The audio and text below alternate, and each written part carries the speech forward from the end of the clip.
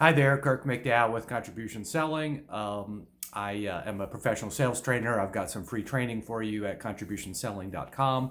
The URL should be right there in the description. But today's question I want to answer is how to train sales teams. So, how to train your sales team. Okay, so there's a couple different things here. One is really getting dialed in what you'd like to accomplish. I know that may sound silly, right? But um, obviously you probably want your sales team to sell more. Okay, but it's a little more subtle than that, right? There's different approaches to selling. I've been in the sales training. I've been in the sales industry for well over 30 years, selling capital equipment, copiers, medical sales, capital equipment and disposables, a business-to-business service, professional recruiting, sales recruiting. I was a headhunter essentially for professional salespeople, business consulting, and various different things, right? So there's different approaches to sales, most of which are based in manipulation. Okay, this may sound funny coming from a sales trainer, but I'm really avidly against manipulation, right? So what I'm for is authentic, clear communication and being a real service or value or being a contribution to people, right? So first thing you want to do is decide kind of what side of the fence you're on, right? Most people are on the side of the fence called, I'm going to pontificate endlessly about what a wonderful contribution I am to my customers. Meanwhile, I'm going to do anything and everything it takes to close the deal, right? That's how I observe probably 90+% of people operate in sales. Now, most of those people do a pretty good job when there's no stress, when there's no outside pressures, right? Got to pay the rent, got to maintain my reputation, got to make quota, got to pull this one in, whatever, right? So many people who fall a little short of the integrity sort of hurdle, like really being there for the other person. Many people who do a pretty good job will cave under pressure, right? For some reason, you've got to close this deal. It's a lot of money, outside pressures. And at that point, you'll kind of sell your soul to the devil, if you will, right? You'll say something, infer something, lead someone to believe something that is less than 100% authentically true. You may have done that once or twice. I have, in my earlier life. Like I had a transformation at about the age of 37 in 1997, and I did a course called the Landmark Forum, and it's a 3-day transformational course, much like one that I lead now with Earthwaking University. And I saw something really valuable and really surprising. So the first thing I saw is that my whole life had been basically a form of manipulation, right? There'd be something true for me. I would, present a mask to the world that was something else, leaving me disconnected and unsupported and shameful, right? So let me say that again. What I noticed that a lot of my life, and let's just tie it into selling right now because that's really what's important in this conversation. So in my selling, so when I in 1997, I was very much in the middle of my professional selling career. Had lots of accomplishments and had done some pretty amazing things by then. But what I noticed was that my whole career was essentially based on manipulation, right? I would say things that sounded inspiring and sounded contributory and, that sort of thing. But really, I was massaging the space, the situation, the conversation to arrive at the very distinct outcome that I wanted, which was an order, a sale, a check, a signed agreement. So when I saw that, I was like, whoa, right? And it's not that I was trying to be a bad person. It's not that I was didn't care about people per se.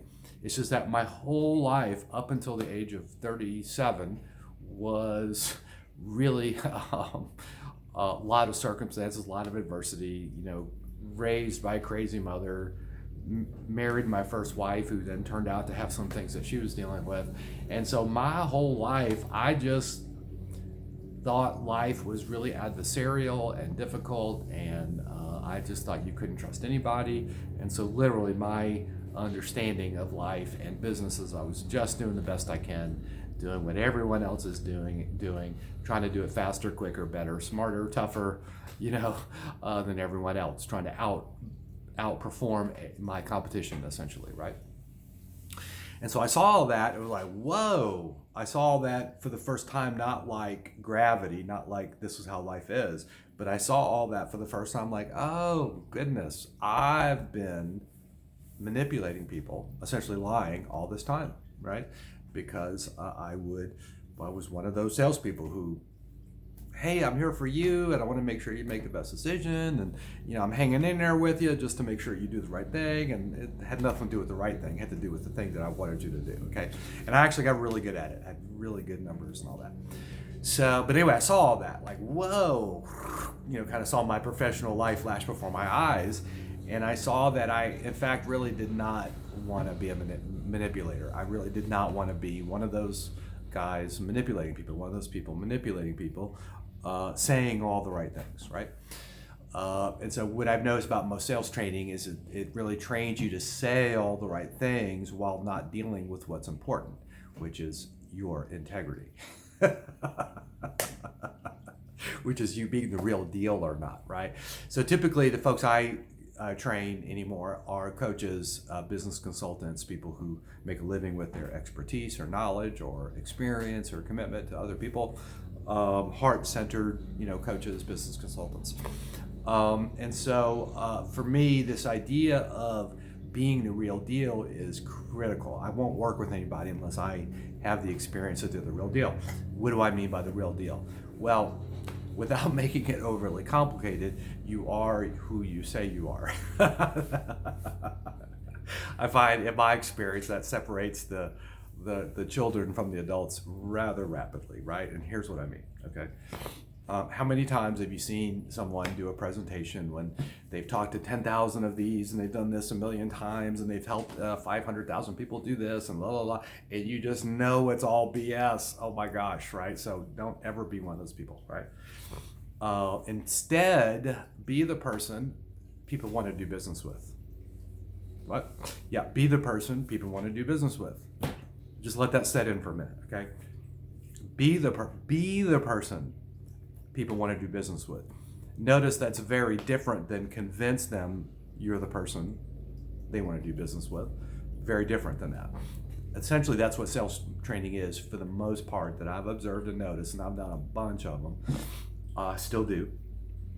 It's that sales training doesn't really deal with the internal character, your integrity. Who are you being with people? That's everything. Have you noticed when salespeople come up to you and they are trying to manipulate you, it's really obvious to you and it doesn't seem to be obvious to them, like they're just doubling down and going for it, like you can't tell they're silver-tongued sales devils, right? So there's actually a really simple solution, right? You just look within your own life, look within your own, the messes that you've been in, if you will. You just look within your own life and find one or two or three sales experiences where you were the customer and someone was selling something to you.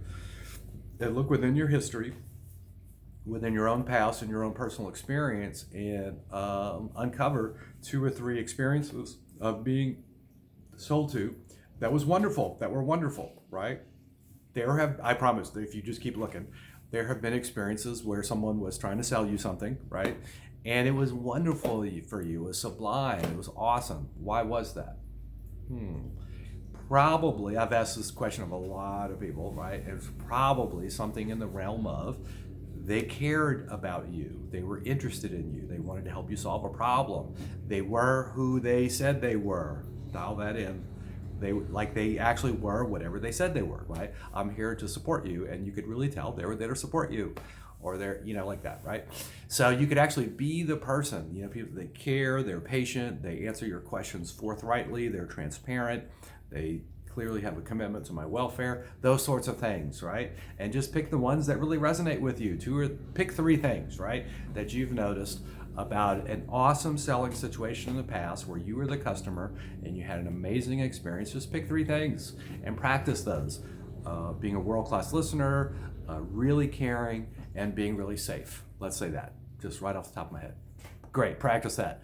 Be the real deal, right? When you're there to really authentically be of service, people notice. So I've got some free training I'd love to offer you, contributionselling.com. And I'm answering the question, how to train sales teams, so how to train your sales team. And my number one most important thing I feel is deal with integrity first, right? I like to think of integrity, I've got my own sort of unique way of thinking of integrity, so I'll share it with you. And if it resonates with you, you're welcome to take it, right? Number one, two aspects, super easy, two aspects. Honor your word. So when you make a promise, you make an agreement, in life, busy people up to big things are not always 100% going to be able to keep their word, right? I'll meet you at 11, you're there at 11:05 because, 27 things happened, right? But you can still honor that you made the promise, right? So in there, you want to learn how to clean up broken promises in a way that leaves people big, and you really restore your integrity with someone. If you restore your integrity with someone, the relationship is really better than it was before, right? So there's a little methodology to that. If you'd like support, go ahead and click the link below. I'd be happy to get on a call with you. The other aspect of integrity is coming from love in all matters, right? So if you're a human being, you're always being some way. You're being a complaint, you're being irritable, you're being annoying, you're being impatient, you're being grumpy, or you're being loving, patient, kind, that kind of thing, right?